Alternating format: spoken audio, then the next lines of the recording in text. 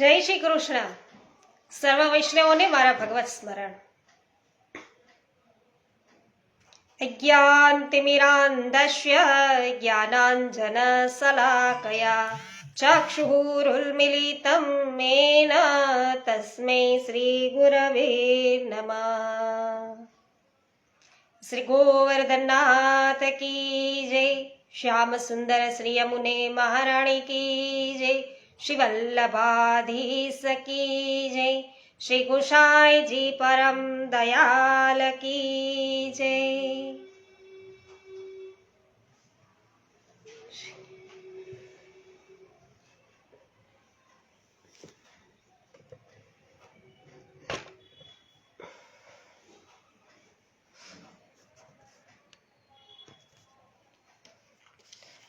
આનંદનો આવિષ્કાર અને વૈષ્ણવો આપણે શ્રી મહાપ્રભુજી છે એમનાથી પૂર્ણતઃ આનંદના આવિષ્કાર દ્વારા છે. અને શ્રી મહાપ્રભુજી આપણા માટે શું શ્રમ લીધો છે, શું એમનું મહાત્મ્ય છે એ આપણે જાણી રહ્યા છીએ. તો વૈષ્ણવો આપણે જોઈ રહ્યા છીએ કે શ્રી મહાપ્રભુજી છે અત્યારે પદયાત્રા એટલે કે ભારત પ્રદક્ષિણામાં છે અને એમની પ્રદક્ષિણા છે ભારત પૃથ્વી પ્રદક્ષિણા એ અત્યારે શરૂ છે. અને ત્યાં તેઓ કયા કયા સ્થાને મુકામ કરે છે, કઈ પ્રકારે આગળ વધી રહ્યા છે, ત્યાં જઈ અને તેઓ કઈ પ્રકારે છે ભાગવત પારાયણ કરે છે, કોની કોની સાથે તેઓ છે એ શાસ્ત્ર ચર્ચા કરે છે, શાસ્ત્રાર્થ કરે છે અને કઈ પ્રકારે બધાને નિરુત્તર કરે છે, એનાથી માહિતગાર થઈ રહ્યા છીએ. તો ચાલો વૈષ્ણવો આજે પણ આપણે આગળ વધીએ અને જાણીએ શ્રી મહાપ્રભુજીના પ્રતાપને, એમના મહાત્મને અને એના સામર્થ્યને આપણે બધા જાણીએ. ગોપાલભાઈ ઘુમલિયા જય શ્રી કૃષ્ણ, સ્વાગત છે આપનું. રંજનબેન લુણાગરિયા જય શ્રી કૃષ્ણ, સ્વાગત છે. લલિતાબેન અકબરી જય શ્રી કૃષ્ણ, સ્વાગત છે. તો અહીંયા વીરવર્ધન છે કે જેઓ શ્રી વલ્લભ સાથે પદયાત્રાએ નીકળ્યા હતા અને ત્યાંથી તેઓ પાછા ફર્યા છે અને વિજયનગરમાં આવી પહોંચ્યા છે અને ઇલમાગર એટલે કે શ્રી વલ્લભના માતાજીને એમના પ્રતાપોથી છે એ માહિતગાર કરી રહ્યા છે. તો અત્યારે નવો એક પ્રસંગ છે, વીરવર્ધન છે માતા ઇલમાજી સમક્ષ રજૂ કરી રહ્યા છે. શામજીભાઈ, પમીબેન, પ્રિન્સભાઈ સર્વ વૈષ્ણવોનું સ્વાગત છે. તો વીરવર્ધને કહ્યું કે માતાજી, શ્રી વલ્લભે અમને આજ્ઞા કરી અને વિદ્યાનગર છોડીએ તેમને ઘણા દિવસો થયા છે અને તમારું મુખ્ય કર્તવ્ય કૃષ્ણદેવરાયને રાજકાજમાં મદદ કરવાનું છે. એટલે તેમના અતિ આગ્રહથી તેમની વિનંતી અમે સ્વીકારી અને તમે આટલા દિવસ ભલે અમારી સાથે રહ્યા, તમારી સેવાથી અમે પ્રસન્ન છીએ, પરંતુ હવે તમે પાછા જાઓ, કારણ કે તમે જોયું જેના માથે પ્રભુ બિરાજે છે તેને દુનિયામાં કોઈનો ભય છે એ હેરાન કરતો નથી. તો તેઓ નિર્ભય છે અને પ્રભુ કૃપાથી અમે સૌ પણ નિર્ભય છીએ. તો માટે અમારા માતૃચરણ અને કૃષ્ણદેવરાયને કહેજો કે અમારી ચિંતા કરવાનું કોઈ કારણ નથી. અમે અવારનવાર અમારા કુશળ સમાચાર મોકલાવતા રહીશું અને તેથી અનિચ્છાએ પણ અમારે કે પાછા આવવું પડ્યું છે, એમાં વીરવર્ધને કહ્યું છે. નૂતનબેન જાવિયા સ્વાગત છે. રમેશભાઈ જાવિયાનું પણ સ્વાગત. અનિલાબેન સોલંકી સ્વાગત છે. પ્રભુદાસભાઈ સોલંકી આપનું પણ સ્વાગત છે. જે આર વડાલિયા સ્વાગત છે. પોસ્ટ શેર કરવા બદલ આપનું ખૂબ ખૂબ આભાર. તો આ વીરવર્ધનની વાત સાંભળી અને ઇલમાજી છે એ તો ખૂબ જ પ્રસન્ન થયા અને પોતાના પતિદેવ શ્રી લક્ષ્મણ ભટ્ટજીના શબ્દો એને યાદ આવ્યા. શું કહેતા હતા કે દેવી, તમારા કુખે પ્રગટ થયેલા કોઈ લૌકિક બાળક નથી. આપણા પૂર્વજોના પુણ્ય પ્રતાપે સાક્ષાત ભગવાન છે એ તમારી ગોદમાં છે એ ખેલવા પધાર્યા છે. તો વસુદેવ અને દેવકીજીના અધૂરા રહેલા મનોરથો પૂર્ણ કરવા પધાર્યા છે. તો તમે તેમની સાથે લૌકિક બાળક જેવો વ્યવહાર કદાપી કરશો નહીં. શ્રી ઇલમાજીના નેત્રોમાં શ્રી વલ્લભના અલૌકિક પ્રતાપનું સ્મરણ કરતા હર્ષના આંસુ છે એ આવ્યા છે. અને તામ્રપર્ણા નદીનો રમણીય કિનારો હતો અને છોકરના વૃક્ષ નીચે શ્રી આચાર્ય ચરણ બિરાજતા હતા અને પ્રાતઃ સેવા સંધ્યા કરી આપશ્રીએ શ્રીમદ ભાગવતનું પારાયણ કરવાનો પ્રસંગ છે પ્રારંભ કર્યો છે. અને તે દિવસનું પારાયણ પૂર્ણ થયું ત્યારે પદ્મનાભ નામે એક બ્રાહ્મણ આપશ્રીની પાસે આવ્યો. કોણ બ્રાહ્મણ આવ્યો? પદ્મનાભ નામે એક બ્રાહ્મણ. અને તેણે પ્રણામ કર્યા. આપશ્રીએ તેની સામે જોયું અને મુખ ઉપર દુઃખની રેખાઓ અંકિત થયેલી હતી. નેત્રોમાંથી હમણાં આંસુ ધસી આવશે તેવું જણાતું હતું. અને આપશ્રીને દયા આવી આ પદ્મનાભ ઉપર અને પ્રેમથી પૂછ્યું, ભાઈ તમે કોણ છો? આમ દુઃખી કેમ જણાવો છો? મહારાજ, અહીંથી 2 ગાંવ દૂર પાલમકોટા નામે એક મોટું શહેર આવેલું છે અને આ પ્રદેશના રાજાની તે રાજધાની છે. આમ તો અમારો રાજા બ્રહ્મચારી અને દયાળુ છે. હું તો તેમનો રાજપુરોહિત છું. મારું નામ પદ્મનાભ છે. મહારાજ, અમારો રાજા કાળજવરથી ખૂબ જ પીડાય છે અને તેના શરીરના રોમે રોમમાં અગન વ્યાપી ગઈ છે. તેને શાંતિ કે ચેન પડતું નથી. તેણે શાંતિ મેળવવા માટે અનેક પ્રયત્નો કર્યા છે. ઘણા વેદોએ ઘણા ઉપચારે કર્યા છે, પણ તેનો જે કાળજવર છે ને એ દૂર થયો નહીં. તેણે અનેક ભુવાઓ, સંન્યાસીઓ વગેરેના ઉપચારો છે એ પણ કર્યા અને તેનું પણ કોઈ પરિણામ છે એ આવ્યું નહીં. તે જવર છે તેના માટે આખરી કાળ બનીને આવ્યો છે. મહારાજ, જગતમાં મૃત્યુ કોઈને ગમતું નથી. કોઈ મૃત્યુને આવકારતું નથી. તો રાજાની જીજીવિષા પણ પ્રબળ છે. તેના દરબારમાં અનેક તાંત્રિકો આવ્યા હતા. તો એમાં એક તાંત્રિક આવ્યો હતો. તેણે રાજાને એવું કહ્યું કે રાજન, તમારા જવર છે એની નિવૃત્તિનો ઉપાય હું જાણું છું, પણ તે સરળ નથી. ડૂબતો માણસ છે એ તો તળખલું છે એ પકડી અને તરવાનો પ્રયત્ન કરે. તેમ અમારા રાજાએ પણ એ તાંત્રિકમાં શ્રદ્ધા રાખી અને તેણે બતાવેલા ઉપચાર કરવાની તત્પરતા બતાવી. તો રાજમહેલના પ્રાંગણમાં એક મોટો યજ્ઞ મંડપ છે એ બનાવવામાં આવ્યો અને યજ્ઞકુંડની સમીપ સુવર્ણમાંથી રાજાની ઊંચાઈ અને કદનો એક કાળ પુરુષ છે એ તૈયાર ગોઠવવામાં આવ્યો. તેને રાજાના સર્વ વસ્ત્રાભૂષણોથી સજ્જ કરવામાં આવ્યો અને મંત્રો વડે તે કાળ પુરુષનું આહવાન કરવામાં આવ્યું. પછી તે તાંત્રિકે છે રાજાને કહ્યું કે મહારાજ, કોઈ પણ બ્રાહ્મણ આ કાળ પુરુષનું દાન સ્વીકારે તો તમારો રોગ મટી જાય, પણ દાન છે સ્વીકારનાર કોઈ જીવતો રહેશે નહીં. છતાં દ્રવ્યના લોભમાં દેશ પરદેશના ઘણા બ્રાહ્મણો છે એ દાન સ્વીકારવા તે કાળ પુરુષની સામે જતા અને તેની સામે તે કાળ પુરુષ જીવતો હોય તેવી રીતે પોતાની એક આંગળી ઊંચી કરી અને તેને બતાવતો અને ભયંકર હુંકારો કરી ક્રોધથી તેની સામે જોતો. પરિણામે બધા બ્રાહ્મણો ડરીને ભાગી જતા. રાજાએ જોયું કે કોઈ બ્રાહ્મણ દાન છે એ સ્વીકારવા તૈયાર થતો નથી. ત્યારે તેને અમાત્ય સલાહ એવી આપી કે મહારાજ, જે તાંત્રિકે આપને આ ઉપચાર બતાવ્યો છે તેને જ આ દાન સ્વીકારવા ફરજ પાડવી જોઈએ, કારણ કે તેની પાસે તેનાથી બચવાનો કોઈ માર્ગ અવશ્ય હશે. તે રાજાએ તાંત્રિકને હુકમ કર્યો, પંડિતજી, કોઈ વિદ્વાન બ્રાહ્મણ દાન સ્વીકારવા તત્પર છે એ થયા નથી, તો મારી જીવન દોરી ટૂંકાતી જાય છે. તમે મને આ માર્ગ બતાવ્યો છે તો તમે જ આ કાળ પુરુષનું દાન છે એ ગ્રહણ કરો. જો નહીં કરો તો તમને અહીંથી હું જીવતા જવા નહીં દઉં. આમે તમારું મૃત્યુ તો નિશ્ચિત છે. તો તાંત્રિકે પોતાનો બતાવેલો પ્રયોગ પોતાના ઉપર જ છે આવી પડતો જોયો, પણ તે વિચક્ષણ બુદ્ધિવાળો હતો. તેણે સત્વરે રાજાને કહ્યું કે મહારાજ, આપના જીવન પાસે મારી જિંદગીની કોઈ છે હિસાબ જ નથી. હું જરૂર આપને બચાવવા દેહ ત્યાગ કરું, મને વાંધો નથી, પરંતુ તેનાથી આપને તમને કે ભયંકર મોટું પાપ લાગશે, કારણ કે હું કોઈ સ્વાર્થથી પ્રેરાઈને તમારી પાસે આવ્યો નહોતો.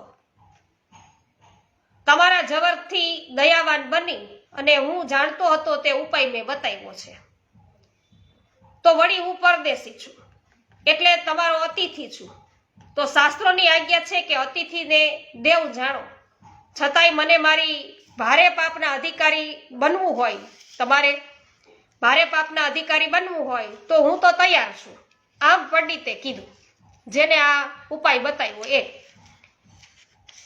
છતાં આપને હું એક બીજોય માર્ગ બતાવું છું. અહીં આપના રાજપુરોહિત કે ઉપસ્થિત છે. તેમણે અને તેમના પૂર્વજોએ તમારી પાસેથી વાર તહેવારે પુષ્કળ દાન દક્ષિણા મેળવ્યા છે અને તમારા ક્ષેમ કુશળ માટે યોગ્ય ધર્મ ધ્યાન કરવાની તેમને જવાબદારી છે એમની. તો માટે તમારા જીવનની રક્ષા કરવા તેમણે પોતાના જીવનનું બલિદાન આપવાની કૃતજ્ઞતા બતાવવી જોઈએ. મહારાજ, એ તાંત્રિકના વચનો સાંભળી અને મારી સ્થિતિ મુશ્કેલ બની ગઈ, કારણ કે પોતે જ રાજપુરોહિત હતો આ પદ્મનાભ. તો રાજાને પણ તે તાંત્રિકની વાત ગળે ઉતરી. તેણે મને એ કાળ પુરુષનું દાન લેવાની ફરજ પાડી. રાજા કરતા પણ રાણીનો ગુસ્સો વિશેષ હતો. તેણે મને ક્રોધથી કહ્યું કે રાજપુરોહિત, આ પંડિતજીની વાત બિલકુલ સાચી છે. તમે અમારા પૈસે તાગડધીના કરી છે. જો તમે 3 દિવસમાં આ દાન નહીં લ્યો તો તમારે જીવવું મુશ્કેલ બનશે. તો મારી આ આખરી ચેતવણી છે, એમ રાણીએ કીધું. મહારાજ, હું તો ઘણું કરી ગયો કે, પણ હવે રાજા કે રાણી એકના બે થવા તૈયાર નહોતા. આજે તેમણે આપેલી મહેનતનો 3જો દિવસ છે, આ છેલ્લો દિવસ છે. તો આપના અહીં પધારવાના સમાચાર છે મને મળ્યા. તે આપના સમાચાર છે પધારવાના જાણી અને આપની કીર્તિના અનેક સમાચાર સાંભળી ને હું આપની પાસે જીવ બચાવવા દોડી આવ્યો છું. મહાપ્રભુજીના શરણે આવ્યા પદ્મનાભ. તો મહારાજ, હું જેવો છું તેવો પણ બ્રાહ્મણ છું. આપ ગૌ બ્રાહ્મણ પ્રતિપાળ છો અને વૈષ્ણવ આચાર્ય છો, તો ધર્મના રક્ષક છો. માટે મારા અને રાજાનો જીવ બચાવવાની કૃપા કરો. આટલું કહેતા પદ્મનાભ ધ્રુસકે રડવા લાગ્યો. મનીષાબેન અઘેરા સ્વાગત છે. મનીષાબેન માકડિયા સ્વાગત છે. પ્રવીણભાઈ વસોયા સ્વાગત છે. જયાબેન ઘોડાસરા, શાંતિભાઈ ઘોડાસરા સ્વાગત છે. સરસ. નૂતનબેન જાવ્યા કહે છે કે મહાપ્રભુજી જાશે. ખૂબ સરસ નૂતનબેન, સ્વાગત છે. રમેશભાઈ પટેલ સ્વાગત છે. તુલસી શ્યામ સ્વાગત છે. મંગલાબેન સ્વાગત છે. હંસાબેન પટેલ, એમબી કોઠિયા, હેમાબેન ગુજરાતી, ગિરીશભાઈ અંટાળા, આપ સર્વ વૈષ્ણવોનું સ્વાગત કરું છું. તો આટલું કહેતા પદ્મનાભ તો ધ્રુસકે રડવા લાગ્યા. પણ આપ શ્રીએ આજ્ઞા કરી કે પદ્મનાભજી, પ્રભુ સર્વ સારું જ કરે છે. શું વૈષ્ણવો, પ્રભુ જે કંઈ કરે છે એ સારું જ કરે છે. તો તમે પણ પ્રભુ પર શ્રદ્ધા રાખો. પ્રભુની કૃપાથી તમારું અને રાજાનું સર્વ કંઈ છે એ કુશળ થશે. હું જે પ્રમાણે કહું એ પ્રમાણે તમે કરો. હવે અહીંયા મહાપ્રભુજી કહે કે હું કહું છું એમ કરો.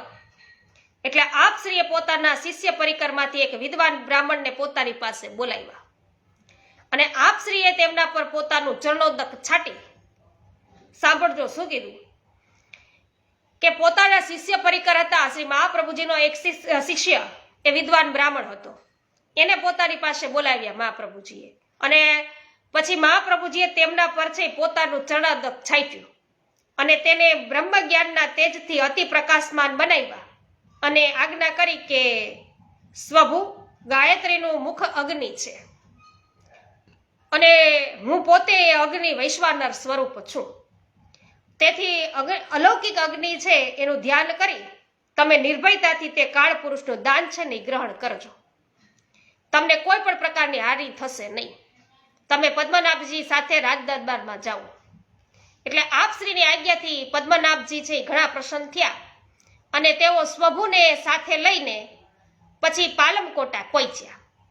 તો આ સ્વભુ છે એ શ્રી મહાપ્રભુજીના શિષ્ય છે અને મહાપ્રભુજીએ પોતે પોતાનું ચરણોદક એને છાટ્યું છે અને એને દિવ્ય સ્વરૂપ થઈ ગયું છે. તો આપ શ્રીની આજ્ઞાથી પદ્મનાભદાસજી તો પ્રસન્ન થયા અને તેઓ સ્વભુને સાથે લઈ અને પાલમકોટા પહોંચ્યા અને યજ્ઞ મંડપમાં સૌ દરબારીઓ ઉપસ્થિત હતા અને કાળ જવરથી પીડાતા રાજા પણ શૈયા પર સૂતો હતો અને તેની પડખે તેની રાણી અને તાંત્રિક બે બેઠા હતા. પદ્મનાભ દાસ છે એની સાથે પદ્મનાભજીની સાથે સભામાં જ્ઞાનના દિવ્ય તેજથી સુશોભિત ધોતી ઉપરના ધારી અને તિલક તુલસી માળા ધારી સ્વભુને આવતા જોઈ અને આખી સભા આશ્ચર્ય પામી અને પદ્મનાભદાસજીએ આગળ આવીને કહ્યું કે મહારાજ, આ પરદેશી વિદ્વાન બ્રાહ્મણ છે અને એ બ્રાહ્મણોની જેમ તેઓ ડરીને ભાગી નહીં જાય. આજે આપને એ જીવનદાન છે એ મળશે. તો કાળ પુરુષની પાસે પડેલી પૂજનની સામગ્રીઓમાંથી સોનાના જારી લઈ અને પદ્મનાભદાસજીએ સ્વભુને સંકલ્પ કરાવ્યો. અને કાળ પુરુષે ક્રોધ ભર્યા નેત્રે સ્વભુની સામે જોઈ અને ભારે ઉકાર કરી અને એક આંગળી ઊંચી કરી. ત્યારે સ્વભુએ શ્રી વલ્લભના અલૌકિક અગ્નિ સ્વરૂપનું ધ્યાન ધર્યું. હો તો શ્રી મહાપ્રભુજીનું અલૌકિક સ્વરૂપ અગ્નિ સ્વરૂપ એનું ધ્યાન ધરી અને ગાયત્રી મંત્રનું રટણ કરી અને ખૂબ જ સ્વસ્થતાપૂર્વક હસતા ચહેરે એ કાળ પુરુષ છે એની સામે 2 આંગળીઓ ઊંચી કરી. 2 આંગળીઓ ઊંચી કરી બતાવી છે અને સૌ સભા આશ્ચર્યથી આ દ્રશ્ય જોઈ રહ્યા છે. આખી સભા છે આશ્ચર્યપૂર્વક જોઈ રહી હતી. અને કાળ પુરુષે પોતાનું માથું છે નમાવી દીધું અને તેનું દાન છે એ સ્વભુએ સ્વીકારી લીધું. તો દાન સ્વીકારતા ગૌર વર્ણના સ્વભુનો જમણો હાથ કાળી શાહી જેવો શ્યામ વર્ણનો થઈ ગયો. અને તેણે રાજાને આજ્ઞા કરી કે રાજન, મારા ગુરુદેવની આજ્ઞાથી મેં કાળ પુરુષનું દાન છે એ સ્વીકાર્યું છે, પરંતુ તે દાન હું રાખી શકું નહીં, કારણ કે મારી અપરિગ્રહ વ્રત છે. તમારા માથેથી મૃત્યુનો ભય છે એ દૂર થયો છે. હવે આ સુવર્ણ મૂર્તિ અને અલંકારોનું હું બીજા બ્રાહ્મણોને દાન કરવા ઈચ્છું છું અને તેમને તેનાથી કોઈ પણ પ્રકારની હાનિ નહીં થાય તેવી ખાતરી પણ આપું છું. માટે સોનાની જે સોની છે એને બોલાવો અને આ સુવર્ણ મૂર્તિના ટુકડા કરાવો અને બ્રાહ્મણોને પણ બોલાવો. તો રાજાનો જવર તુરત જ ઉતરી ગયો. રાજાનો જવર છે એ તરત જ ઉતરી ગયો હતો અને તેનું શરીર છે એ પૂર્ણવ્રત તંદુરસ્ત બની ગયું હતું. અને તેના આદેશથી યજ્ઞ મંડપમાં સોની હાજર થયો અને તેણે સુવર્ણ મૂર્તિના ટુકડા કર્યા અને પોતાના હાથે તે ટુકડા અને આભૂષણો ત્યાં ઉપસ્થિત સર્વ બ્રાહ્મણોને વેચી આપ્યા. જેમ જેમ સ્વયંભૂ દાન આપતા ગયા ને તેમ તેમ તેમના જમણા હાથની શ્યામલતા હતી એ પાછી દૂર થવા લાગી, દૂર થતી ગઈ અને બધું દાન અપાઈ ગયું. બધું દાન અપાઈ જતા તેમનો હાથ છે એ વર્ણ પૂર્વવત થઈ ગયો. તો રાજાને પણ પૂર્ણ આરામ થયો.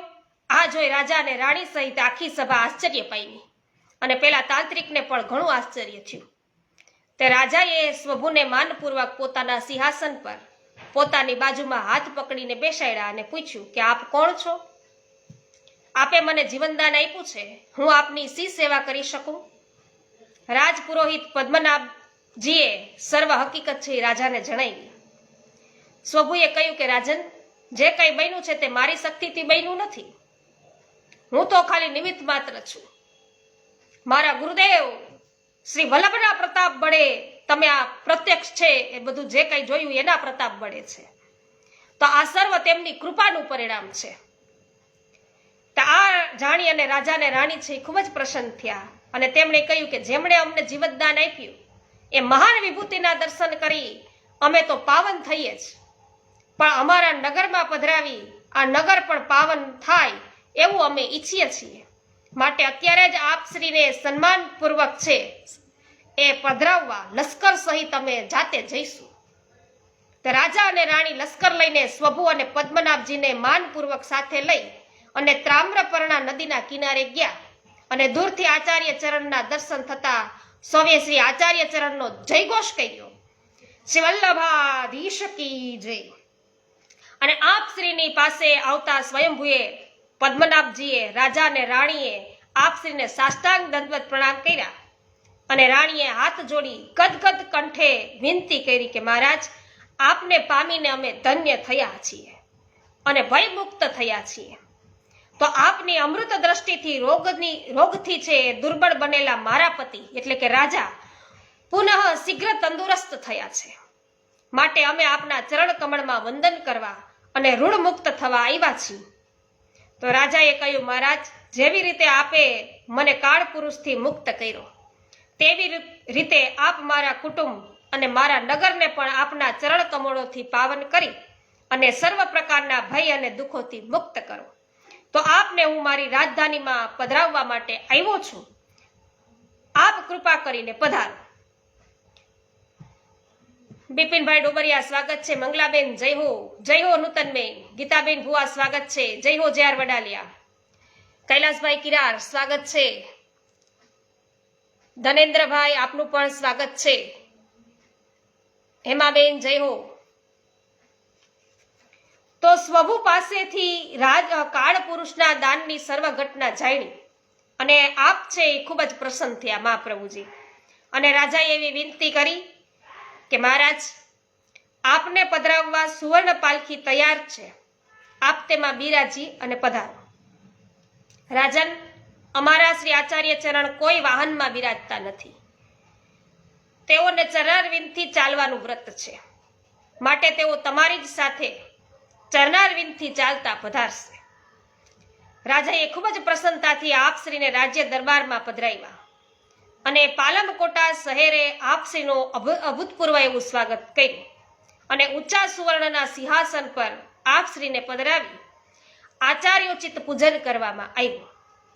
અને રાજ્યના આત્માએ ઊભા થઈ હાથ જોડી વિનંતી કરી કે મહારાજ, કાળ પુરુષ અને આપના શિષ્ય વચ્ચે જે અંગુલી સંકેત થયા તે અમને સમજાણા નહીં, તો આપ તે સમજાવવાની કૃપા કરો.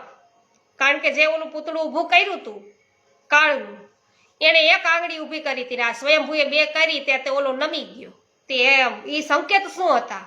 તો આ કાળ પુરુષે આંગળી એક બતાવી હતી ને આને બે બતાવી ને, તો આપે આજ્ઞા કરી કે કાળ પુરુષે એક આંગળી બતાવી હતી. તેના દ્વારા દાન લેવા આવનારને દરેક બ્રાહ્મણને તે પૂછતો હતો. હું પૂછતો હતો કે ધર્મદેવ દાન ગ્રહણ કરવાનો અધિકારી બ્રાહ્મણ છો ખરા? શું કીધું? દાન લેવા આવનાર દરેક બ્રાહ્મણને તે પૂછતો હતો, ધર્મદેવ દાન ગ્રહણ કરવાનો અધિકારી બ્રાહ્મણ છો ખરા? શાસ્ત્ર વિધાન પ્રમાણે તમે ઓછામાં ઓછી એક વખત પણ યથાવિધિ સંધ્યા કરો છો? જો તમે કરતા હો તો મને ગ્રહણ કરો. તે હુંકાર કરી ક્રોધયુક્ત નેત્રોથી એમ સૂચવતો હતો કે જો તમે યથાવિધિ એક કાલ સંધ્યા પણ નહીં કરતા હો તો તમે સાચા બ્રાહ્મણ નથી. તમને મારું દાન લેવાનો કોઈ અધિકાર નથી. હું તમને બાળીને ભસ્મ કરી દઈશ. તો મારા શિષ્ય સ્વભુ સામે તેણે એક આંગળી ઊંચી કરી અને આ પ્રશ્નો કર્યા ત્યારે સ્વભુએ છે બે આંગળીઓ બતાવી અને તેના અંગુલી સંકેતનો એ જવાબ હતો. અંગુલી સંકેતથી જ છે એને જવાબ આપ્યો. સ્વભુએ બે આંગળીઓ દ્વારા એવું સૂચવ્યું કે હું એક કાલથી નહીં પણ દ્વિકાલ છે એની સંધ્યા કરું છું. તેથી દાન લેતા તું મારું કશું જ અહિત કરી શકીશ નહીં. ત્યારે કાળ પુરુષે પોતાનું માથું છે એ નમાવી દીધું અને પરંતુ આ દાન એ શુભ દાન નહોતું, તે કુદાન હતું. તેથી તેનો હાથ છે એ કાળો થઈ ગયો. જો તે દાન તેણે પોતાના ઉપયોગ અને ઉપભોગ માટે રાખ્યું હોત તો તેનો સર્વનાશ થાત, પરંતુ તેને અપરિગ્રહ વ્રત હોવાથી તેને છે દાન વિશે કોઈ પણ પ્રકારની આસક્તિ નહોતી. એને આસક્તિ ન રાખતા તે દાન છે એનું સુવર્ણ બ્રાહ્મણોને બધું વેચી દીધું. તેથી કુદાનથી આવેલી કાળાશ છે એ પણ જતી રહી. તો યજ્ઞ કરતા પશુ વગેરેની આહુતિ આપવાથી હિંસા તો અવશ્ય થાય છે. પશુ વગેરેની આપણે હિંસા તો થાય જ છે, કારણ કે આહુતિ આપીએ તો. અને હિંસાનું પાપ તે વ્યક્તિને સ્વર્ગમાં પણ દુઃખનું કારણ બને છે. યજ્ઞ કરવાથી સ્વર્ગ મળે ખરું, પણ યજ્ઞમાં આચરેલી હિંસા તો તેને સ્વર્ગમાં પણ દુઃખ રૂપે ભોગવવી જ પડે. તેવી રીતે દુષ્ટ દાન લેવાથી પણ તે દુઃખનું કારણ બને છે. પરંતુ જ્યારે તે દાન લેનાર વિષ્ણુ પોતે હોય ત્યાં એ દાન છે વિષ્ણુમય બને છે. પરંતુ જ્યારે શું કીધું કે વિષ્ણુ પોતે હોય દાન લેનાર, ત્યારે એ દાન છે પણ વિષ્ણુમય બની જાય છે. અને તેથી દાન ગ્રહણ કરતા તે દાન છે એ શુભ છે કે નહીં તેના સારા નશાનો આપણે અવશ્ય વિચાર કરવો જોઈએ. કોઈ આપને દાનમાં આપતું હોય તો એ દાન છે એ લેવા યોગ્ય છે કે નહીં, પેલા એનો વિચાર કરવો. તો આજે મોટા ભાગના બ્રાહ્મણો છે એ ધન લોલુપ બની સર્વ પ્રકારના દાન હોય ગ્રહણ કરી રાખે છે. પરિણામે સમૃદ્ધિ આવવા છતાં પણ તેમની પાસે સાચું સુખ છે એ મળતું જ નથી અને તેનું કલ્યાણ થતું નથી. શ્રીના આવા ધર્મયુક્ત શાસ્ત્ર સંમત સ્પષ્ટ વચનો સાંભળી ને આખી સભા છે પ્રસન્ન થઈ અને સૌએ આપનો જય ઘોષ કર્યો. બોલો શ્રી વલ્લભાધીશ કી જય. દીપકભાઈ આપનું પણ સ્વાગત છે, ભાવનાબેન પણ છે, ખૂબ સરસ. સુમિત્રાબેન સાવલિયા સ્વાગત છે, શોભનાબેન પારસુરિયા સ્વાગત છે, કાંતાબેન ઘુમલિયા સ્વાગત છે, શારદાબેન વૈષ્ણવ સ્વાગત છે, દિનેશભાઈ રાજાણી આપનું સ્વાગત, રીટાબેન પટેલ સ્વાગત છે. તો વૈષ્ણવો, અહીંયા કેટલું શાસ્ત્રનું વેદોનું જ્ઞાન છે શ્રી મહાપ્રભુજીને છે. એમને ખ્યાલ આવી ગયો કે આ છે જે કાળ છે પુરુષ હતો એ એક આંગળી બતાવીને શું પૂછતો હતો કે સંધ્યાવદન કરો છો કે નહીં. આપણે જ્યારે પણ જોઈએ છીએ ત્યારે લખ્યું હોય છે કે ત્યાં શ્રી ગુસાઈજી સંધ્યાવદન કરતા હોય છે, મહાપ્રભુજી છે એ સમયે સંધ્યાવદન કરતા હોય. તો આ બ્રાહ્મણોનું છે કર્તવ્ય છે, વૈદિક કર્મ છે. તો આ બ્રાહ્મણોએ કરવું જોઈએ, એ શાસ્ત્રોક્ત આજ્ઞા છે. તો વૈષ્ણવો એ જાણે છે બરાબર, શ્રી મહાપ્રભુજી એનું પાલન પણ બરાબર કરે છે. અને કઈ રીતે છે એની નિવૃત્તિ હોય વૈષ્ણવો, કોઈ પણ પ્રકારના દાન છે કેવું લેવું કેવું ન લેવું બધું શાસ્ત્રોક્ત જ્ઞાન છે એમને. એ પણ અહીંયા વાર્તા દ્વારા આપણને છે એ સ્પષ્ટ થઈ આવે છે કે આપ વિદ્વાન છો, મહાવિદ્વાન છો. તો રાજાએ આપશ્રીને વંદન કરી અને વિનંતી કરી કે હે દીનબંધુ, આપે કૃપા કરી અને મને નવો જન્મ આપ્યો છે. તો હવે મારા નવા જન્મમાં અમારે ધર્મનું આચરણ છે એ કઈ રીતે કરવું અને પ્રજાનું રક્ષણ કરવું જોઈએ, તો એ કઈ રીતે કરવું, તો તેનો પણ કૃપા કરીને આપ ઉપદેશ આપો. તો આપશ્રીએ સસ્મિત મુખે આજ્ઞા કરી કે રાજન, પ્રજાનું રક્ષણ કરવું એ રાજા તરીકે તમારો દેહ ધર્મ છે અને ધર્માચરણ કરવું એ તમારા આત્મધર્મ છે. તો દેહના પિંડમાં જ આત્મા વસે છે. તેથી પહેલા દેહ ધર્મ એવા રાજધર્મની વાત કરું તો રાજધર્મનું આચરણ કરતા કરતા તમારે આત્મકલ્યાણ માટે આત્મધર્મનું આચરણ કરવું જોઈએ. પ્રાચીન કાળમાં પ્રહલાદ, ઇન્દ્રસેન, જનક અને સીબી જેવા અનેક ધર્માત્મા રાજાઓ થઈ ગયા અને તેઓ અહંકાર રહિત હતા અને લાભ કે હાનિમાં સમાન વૃત્તિ રાખનારા હતા. તો તેઓ અંગત છે એ મોજ શોખ કે પાપાચરણ માટે રાજ્ય કરતા નહોતા, પરંતુ હરિની ઈચ્છા જાણીને તેને અનુસરી અને રાજધર્મ છે બજાવતા હતા. તો આવા રાજાઓ પણ થઈ ગયા, જનક જેવા, સીબી જેવા. તો વૈષ્ણવો એ પ્રહલાદ કયો, ઇન્દ્રસેન કયો કે જેઓ છે એ રાજા તો હતા જ પણ સાથે સાથે આત્મકલ્યાણના માર્ગે, ધર્મના માર્ગે આગળ હતા.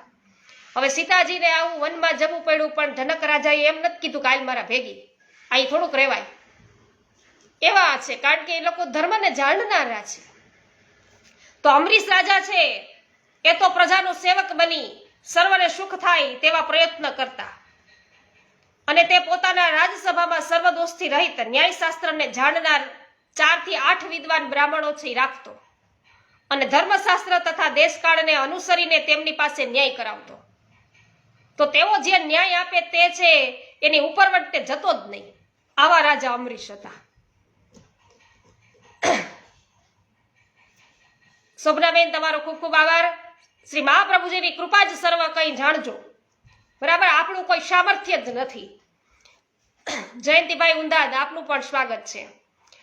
તો આમ એ પુરોગામી રાજાઓની રાજરીત તમે અમલમાં મૂકો કે જે પેલા આ બધા રાજાઓ થઈ ગયા છે એને જે રીતે કર્યું છે એ રીતે તમે અનુસરો. આમ શ્રી મહાપ્રભુજીએ કીધું. તે રાજાએ પ્રજાના લાભ માટેના સર્વ પ્રકારના વ્યવહારો કરવા જોઈએ. ગાય, બ્રાહ્મણ, ગરીબ, રોગી, પછી સ્ત્રી હોય, બાળક હોય, ગુરુ અને પ્રાણી માત્રના ઉપર સદા ઉપકાર છે એ કરવો જોઈએ રાજાએ. તો સર્વ સમયમાં પોતાની મર્યાદાનું પાલન કરવું. પાખંડ કરનારને છે, કપટ, ચોરી અને ખરાબ આચરણ કરનારને, વ્યાભિચારી અને દુષ્ટ મનુષ્યોને પાપાચરણથી રોકવા જોઈએ. તો ત્યારે રાજા હતા વૈષ્ણવો. તો અત્યારે આપણે ત્યાં વડાપ્રધાન છે. તો એ પ્રકારે વડાપ્રધાન છે એને આ રીતે છે અમલ કરવો જોઈએ. સલાહકારો રાખ્યા હોય ને એ કેવા પ્રકારના સલાહકારો હોય એ આપણે ખાસ જોવું જોઈએ. તો એ પ્રમાણે છે પછી દુષ્ટ લોકો હોય એને કઈ રીતે દંડિત કરવા જોઈએ એ વાત છે. સ્ત્રીઓ છે, રોગી છે, બાળકો છે, એનું સર્વ કંઈ હિત જ વિચારવું જોઈએ સરકારે. તો પાખંડ કરનારને, કપટ, ચોરી, ખરાબ આચરણ કરનારને, વ્યાભિચારીને, દુષ્ટ મનુષ્યોને પાપાચરણથી રોકવા જોઈએ. દુષ્ટ અધિકારી અને રાજદ્વેષી અધિકારોને પણ દંડ કરવો જોઈએ. જે રાજ્યમાં દુર્જનો વસતા નથી, જ્યાં ગરીબ લોકોમાં આંસુ પડતા નથી, ત્યાં જ રામ રાજ્ય છે એમ કહી શકાય. તેથી ધર્મશાસ્ત્રોને અનુસરી અને ન્યાયશાસ્ત્રના જાણકાર વિદ્વાનોના મતને અનુસરી અને પોતે રાજ્ય છે એ ચલાવવું જોઈએ. તો રાજ સત્તા પ્રભુએ આપેલી સત્તા છે તેમ માની અને પોતે રાજ્યના માલિક ન બનતા રાજ્યના ટ્રસ્ટી બનીને અતિથિવત છે રહેવું જોઈએ. તો ધર્મ યુદ્ધમાંથી મળેલું ધન, ધર્મ નિમિત્ત માટે આવેલું ધન ધર્મ કાર્યમાં અર્પણ કરવું જોઈએ. અને તેમાંથી કુવા છે, તળાવ છે, ધર્મશાળા છે, રસ્તા છે, મંદિર છે વગેરે બનાવવા જોઈએ. તો રાજ્યમાં પ્રજાને પોતાની ઈચ્છા પ્રમાણેનો ધર્મ પાળવાની સ્વતંત્રતા હોવી જોઈએ. બ્રાહ્મણો અને શરણાગત છે એની રક્ષા કરવી જોઈએ. રાજાએ 24 કલાકના અષ્ટપ્રહરમાંથી 2 પ્રહર એટલે કે 6 કલાક રાજ્ય કાર્યમાં ગાળવો જોઈએ અને 1 પ્રહર એટલે કે 3 કલાક પોતાના આનંદમાં ગાળવા જોઈએ. તો 1 પ્રહર એટલે કે 3 કલાક એ લશ્કર સાથે ગાળવા જોઈએ અને એ 2 પ્રહર છે એટલે 6 કલાક એને નિંદ્રા લેવી જોઈએ. આપણા વડાપ્રધાન અત્યારે 4 કલાક સુવે એવી વાત કરે છે.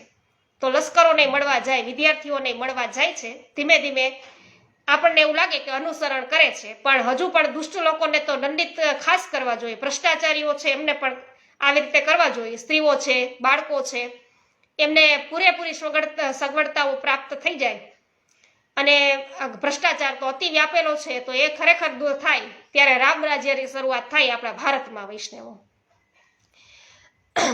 નૂતનબેન જાવિયા, આભાર. જય હો ગોપાલભાઈ. અતરાની દીકરી બાપ દીકરી પાછી લઈ આવે.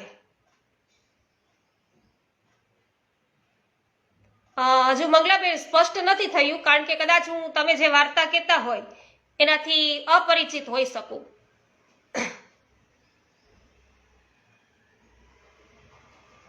તો જે રાજા છે એ દુઃખોની રક્ષા કરે, દુખિયાઓ હોય એની રક્ષા કરે, પરદ્રવ્ય, પરસ્ત્રી અને પરદ્રોહથી વિમુખ રહે અને પ્રજાપાલનમાં સદાય તત્પર રહે છે, તેને શાસ્ત્રો છે એ વૈષ્ણવ રાજા કહે છે. તો આમ રાજધર્મનું પાલન કરતા કરતા શ્રવણ, કીર્તન, સ્મરણ આદિ નવધા ભક્તિ દ્વારા ભગવાનના સેવા સ્મરણ કરવા અને પર્વ, યાત્રા, એ પછી આવે મહોત્સવ, એ પણ કરવા, તે આત્મધર્મ છે. તો તમે ભગવાનના અંશ છો તેથી તેમના દાસ છો એવી દાસ ભાવના રાખી અને સદા સર્વદા ભગવાનનું છે શરણ સ્વીકારી તેમના સેવા સ્મરણ કરો, એ તમારો આત્મધર્મ છે.